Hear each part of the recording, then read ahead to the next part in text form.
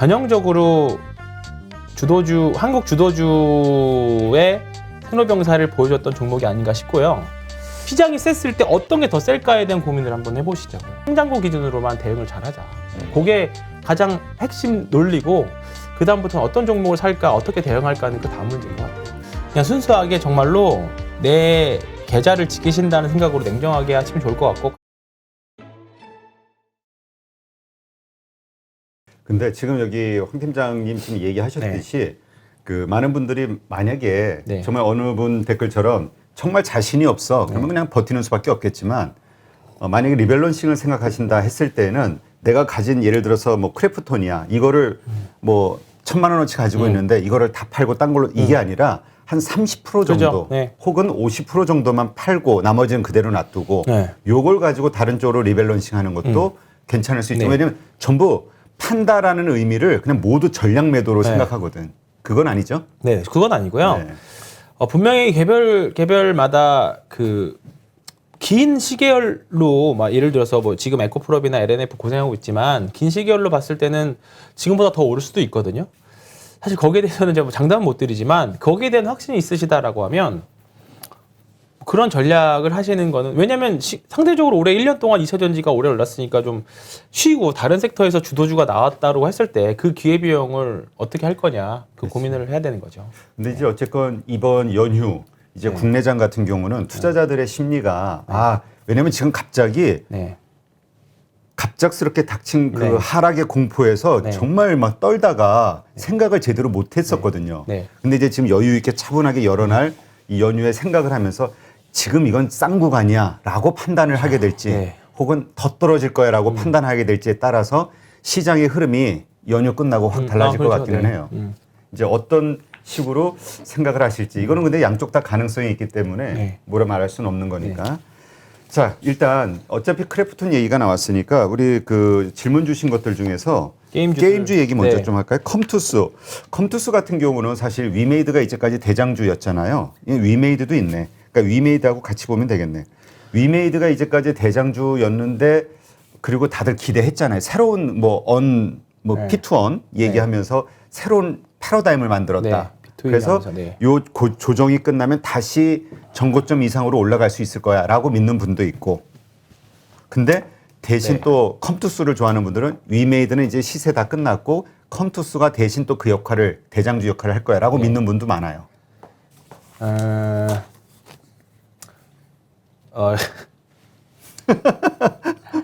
자, 게임주에 대해서 일단 부정적이고 일단 작년에 잘 올랐던, 제가 대표적으로 작년에 배 아팠던 섹터이긴 하지만 지금은 뭐 여기 계신 분 중에서도 위메이드를 매매하셨던 분들 있었고 제가 그거 보면서 파는 거가 좋지 않을까라고 했던 게 12월 중순 뭐 이때쯤이었던 것 같아요. 제 기준으로 저는 최소 반년 동안은 게임주를 매매할 생각이 전혀 없습니다. 특히 NFT 쪽은 P2E 관련해서는 전혀 매매할 생각이 없고요. 전형적으로 한국 주도주의 생로병사를 보여줬던 종목이 아닌가 싶고요. 우리가 이거를 예를 들어서 저는 이제 위메이드 맥스가 그 NFT 관련해서 대장주라고 생각을 했었고요. 이게 한 10배 정도 났을 겁니다. 단기 한 6,000원에서 6만 원 정도 갔으니까. 그래서 얘가 대장주라고 봤었고, 이거를 후행적으로라도 주도주가 이제 이 주식이 끝났다 안 끝났다라고 판단하는 거는 고점에서 30% 이상의 조정이 나오느냐 안 나오느냐를 저는 판단을 합니다. 제 개인적으로는. 근데 여기 딱 최고점에서 찍어보면 여기서부터 여기까지 저점이 얼마냐면 한 40%? 한 50% 정도 나왔어요. 7-8% 나왔네요. 그러면 이게 주도주가 끝나지 않았을 거면 대략적으로는 여기 30%면 어딜까요? 한 요 정도 수준이겠네요. 여기 이 정도 저점이겠네요. 여기 한 43,000원 정도였겠네요. 여기를 깨면 안 됐었습니다. 제 기준으로는. 여기를 깨지 않고 그냥 요렇게 반등이 요 아래서 나오지 않고 요 위에서 나왔다라고 하면 이 섹터는 조금 더 갈 수 있겠구나라는 판단을 했었을 거예요. 근데 그게 아니라 거기 거의 50% 이상 깨졌다가 올라왔잖아요. 그렇기 때문에 여기는 단순 되돌림 반등 정도로만 생각을 했었고, 그리고 주변에도 그렇게 말을 했었습니다. 근데 지금 어쨌든 이제 하락 국면으로 완연하게 들어가는 국면이거든요. 고점에서도 대량 거래들이 나왔었고 대량 거래 대금들이 나왔습니다. 그렇기 때문에 위메이드 맥스도 그렇고 컴투스도 그렇고요. 어쨌든 얘가 다른 이슈로 올라가면 모르긴 하겠습니다만 어쨌든 간에 게임주들은 사실 드릴 말씀이 별로 없어요. 저는 어떻게든 엑시트를 하자가 제 생각입니다. 이미 게임에서는 네, 게임주들은요. 그래서 크래프톤도 마찬가지예요. 그래도 엑시트를 어떻게 잘 할까에 대한 고민을 하고 있는 거고 여전히 저는 뭐 NFT 종목들을 제 개인적인 손님들한테는 하나도 없었기 때문에 그리고 지금 와서는 만약에 이제 좀 더 찾아보고 다른 계좌에 뭐 다른 증권사에 있다라고 하시면 이런 식으로 분명히 말씀드릴 겁니다. 그래서 너무 과도한 희망을 가질 필요도 없고요. 그렇다고 너무 하락 추세라고 해서 제가 좀 안 좋게 말한다고 해서 완전히 죽은 주식이라고도 볼 수 없거든요. 그러니까 분명히 하락 추세에도 또 반등이 나오고 하락 추세에도 반등이 나와요. 또 반등이 나오면 또 희한한 기사들과 또 유혹을 하는 물타기를 해야 되는 유혹하는 기사들이 나올 거라고 봅니다. 거기가 굉장히 조금 기존의 주포가 물량을 넘기기 위한 거라고 보시는 게 낫지 않을까 그렇게. 왜냐하면 제가 이 패턴에 굉장히 많이 당했습니다. 네, 그렇기 때문에 이게 다시 살아날지언정 확률 낮은 곳에 저는 그 주식을 더 물타기 하세요, 사세요라고 말씀 못 드리겠어요. 그러니까 지금 보면 이 정도 빠졌으면 볼까요? 이거 한 고점 대비 한 절반의 되돌림이 나온 것 같긴 한데 절반 깨졌고 볼게요. 봅시다. 네. 한 10만 원 정도 이걸 상승폭을 100으로 봤을 때 3분의 2 조정이 나왔거든요. 그러니까 그러면 10만 원 정도 되겠네요. 이 정도 가면 또 반등 다운 반등 좀 나올 거예요. 분명히. 예, 10만 원이라는 심리적인 가격도 있고 고점 대비해서 이제 66% 조정이니까 또 분명히 또 반등 다운 반등이 나올 수 있을 겁니다. 근데 거기서는 뭐 단기 매매를 하시든 아니면 좀 줄이는 과정이시든으로 보는 거지 개인적으로는 위메이드 분명히 다 종목들이 다 비슷비슷하게 움직일 거라서 말씀드린 거예요. 뭐 이 종목은 어떻고 저 종목 어떻고 굳이 말씀드릴 필요가 없고 그냥 대장주 위메이드나 위메이드 맥스를 보시면서 그 흐름대로 찾아가시는 게 보시지 않을까 싶어요. 컴투스 홀딩스도 컴투스도 홀딩스도 그나마 이게 비슷하죠. 이렇게 고점 찍고 내려오다가 반등 주고 또 빠지는 구간이거든요. 그러니까 이런 구간들이 이건 기술적 분석 보시는 분들은 보면 삼중천정형이기도 한데 고점에서 뭐 그게 얼마나 많냐라고 말씀하시면 모르지만 고점에서 이미 대량 거래가 나왔어요. 이런 쥐어짜기 물량들이 나왔다고요. 그러니까 이런 부분들 되게 많이 제가 사례로 많이 드렸잖아요. 이런 거 굉장히 좀 조심해야 됩니다. 그래서 뭐 종목에 따라서 좀 대응은 달리 하시겠지만 일단은 올해는 조금 보수적으로 봐도 되지 않을까 싶습니다. 네. 그 어디죠? 그때 마이크로소프트였나? 그 게임사 네. 메타버스 네. 그 게임사 인수했잖아요. 크래프톤인가 어디? 아죠. 마이크로소프트에서 네. 액티비전. 액티비전. 네. 액티비전. 네. 그러니까 그러한 일들이 있으면서 지금은 워낙 시장이 안 좋으니까 네. 그렇긴 한데 결국 이게 메타버스라는 그 큰 그렇죠. 트렌드를 그거는 있을 다시 수 있어요. 부각시킬 네. 요소가 있지 않겠냐라고 기대하는 네. 게 또 있거든요. 근데 그런 부분들을 반영해서 이미 주가가 저는 많이 올랐다라고 보고요. 그러니까 이런 이슈들이 이미 전기차에서 한번 했었어요.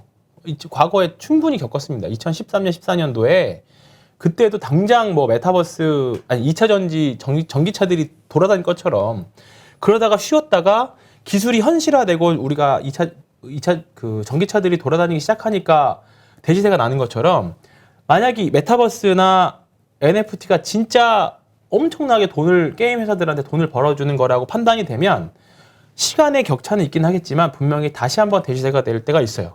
근데 그걸 저는 언젠지 모르겠다고요. 그거는 계속적으로 저는 하는데 일단 지금은 그런 모멘텀을 배제한 현재 네, 상황에서는 부정적이다. 그죠? 네, 그렇습니다. 그런 부분까지도 저는 다. 네, 이거 참 뭐라고 해야 될까? 좋은 말씀. 아니요, 무조건 저는 희망 고문하고 싶진 않아서. 아니 근데 이건 또 이거를 참고하셔야 돼. 이건 우리 황 팀장님 개인 의견이니까 그냥 이렇게 참고만 하시고 또 다른 의견을 가지신 분들도 있으니까 그렇죠, 네. 그거 전체적으로 들으시면서 그 중간에서 어디가 좀 합리적이다라고 판단하시고 스스로 이제 좀 결정을 하시면 좋을 것 같아요. 저는 다행히 그 김영익 교수님이 이번에 또 이제 스타가 되셨잖아요.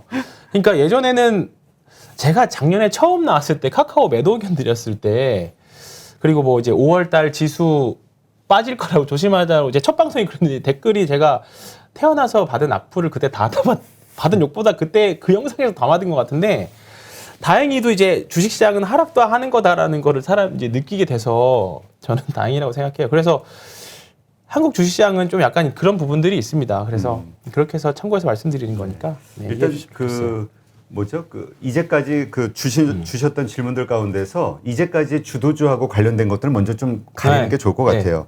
일단 연결해서 카카오 게임즈 그 다음에 관련해서 카카오 그룹주를 한번 보죠. 카카오도 그렇고 카카오페이에 물리신 분들도 그렇고. 솔직히 카카오 시리즈는요 잘 모르겠습니다. 진짜 원래 홍 어려워요. 부장은 카카오에 대해서 좀 부정적이었잖아요. 네. 이게 근데 진짜 카카오뱅크 마이너스 35% 박숙재님 평단이 63,000원. 그러니까 다 물린 거예요 지금. 안 물리신 분이 별로 없어요. 그러니까 이제 지금 카카오 시리즈들을 가지고 계신 분들이라고 하면 잠깐 보자.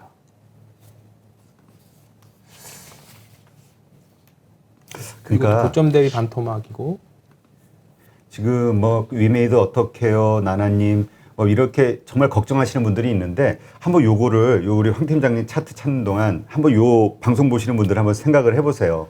과거 몇 달 전만 해도 그 메타버스니 NFT라는 주제로 해가지고 게임이 엄청나게 갈 것 같은 분위기가 막 만들어졌고 주가가 이렇게 10배, 15배 오르는 데에 대한 합리적인 그때는 이유가 뭐냐면 앞으로의 미래 이익에 대해서 우리 계산할 수가 없어. uncountable. 뭐 이래가지고 그랬죠. 그러니까 주가를 얼마가 튈지 모르는 거야. 이런 말들이 되게 합리적으로 느껴졌고 되게 그게 당연하게 생각이 됐었거든. 그래서 막 주식이 더 사고 가격이 올라가고 근데 상황이 바뀌니까 이러한 것들이 얼마나 허망한 것이었나라는 걸 아마 지금 느끼시는 분들이 많을 거예요. 그러니까 그렇게 좋던 카카오도 지금 주가를 보시면 얼마나 사실 허무하시겠어요. 그러니까 여기서 저도 이렇게까지 빠질 줄 몰랐어요. 그러니까 그게 지금 여기서 잠깐 우리가 기억을 해야 되는 게 뭐냐면은 앞으로도 계속 이런 일들 반복이 될 거고 그럼요. 결국은 기업의 본질 가치, 기업의 밸류에이션에 대해서 우리가 얼마나 자꾸 생각을 해야 되나.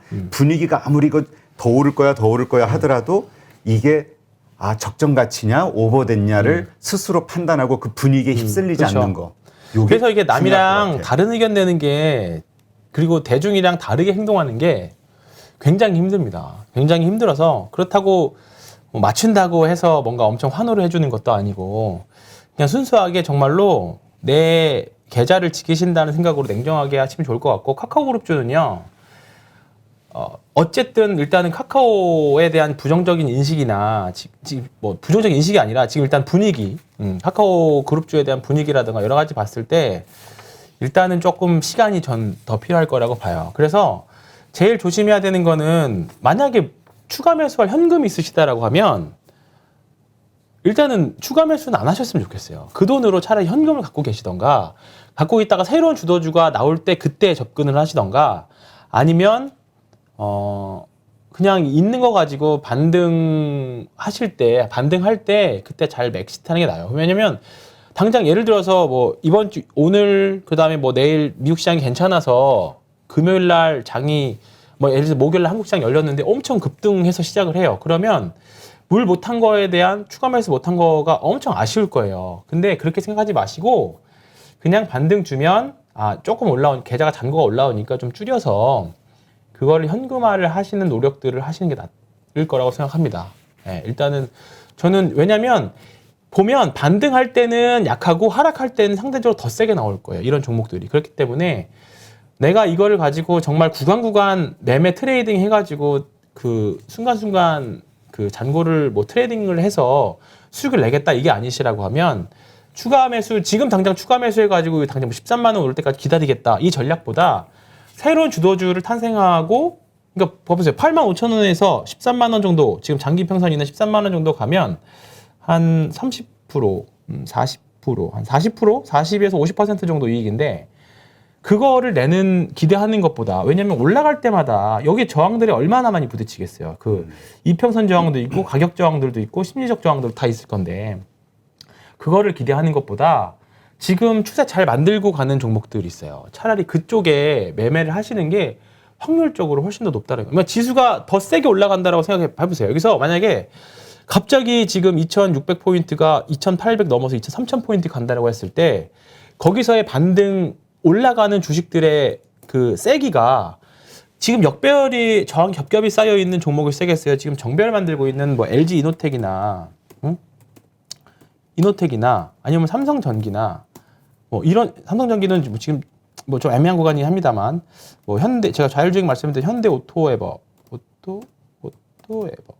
아이고 근데 뭐 다 그래프가 오토에버 네, 이런 종목은 다 정배열이잖아요. 지금 보면 장기 이평선들은 이런 종목이 더 세겠냐고요. 그러니까 시장이 셌을 때 어떤 게 더 셀까에 대한 고민을 한번 해보시자고요. 그래서 저도 지금 물려 있는 종목들은 추가 함부로 매도하기보다 신규 종목들 새로운 주도주에 대한 고민을 계속 하려고 하는 거고 어쨌든 종목을 플러스로 나오는 것보다 더 중요한 건 우리가 총 잔고만 들면 돼요. 그죠? 잔고 안에 마이너스 50%, 마이너스 70%가 있어도 총 잔고가 1억에서 1억 뭐 5천만 되어 있으면 사실 다 전혀 상관없잖아요. 그러니까 총 잔고 기준으로만 지금은 보시는 걸 저는 정말로 강력하게 추천을 드립니다. 그래서 그러니까 개별 주식 이거는 마이너스 40, 이건 마이너스 20, 이건 5%. 네. 그래가지고 마이너스 40을 어떻게 팔아? 이게 아니라 그죠? 전체로 계좌가 네. 해가지고 그걸 가지고 생각하고 총 잔고만 올라가면 되잖아요. 결국은 나중에 내가 이 주식을 다 접었을 때는 결국은 내가 현재 순자산으로 찍혀있는 총잔고가 중요한 돈인 거잖아요. 그러니까 지금은 종목별로 다 플러스에서 나와야지 이 생각을 하시기보다 총잔고가 얼마큼 늘었는지 매주 단위로 그렇게 생각하시는 게 돼요. 그래서 종목별 상승률도 한번 체크해 보시는데 아마 역배열 종목들은 올라오기가 시장이 좋든 나쁘든지 간에 상대적으로 더 힘들 겁니다. 그러니까 분명히 제가 딱 이번 1시간 제가 제 타임에서 말씀드리고 싶은 건 딱 하나예요. 총잔고 기준으로만 대응을 잘 하자. 그게 가장 핵심 논리고 그다음부터는 어떤 종목을 살까 어떻게 대응할까는 그 다음 문제인 것 같아요. 근데 이게 이것도 성향을 좀 생각해 보셔야 되는 게 지금 우리 황 팀장님 말씀은 이건 저 트레이딩 관점, 트레이딩 관점이고 이렇게 트레이딩에 이렇게 역시 대응하고 또 다른 그 만들어진 현금으로 또 다른 어떤 올라갈 수 있는 주식을 잘 선택할 수 있는 어떤 능력 혹은 자신 있는 분이라면 그렇게 되는데 만약에 이도저도 아니다. 그러면 그냥 버티는 게 낫잖아요. 물린 거를 저는 그렇게 생각하지 않습니다.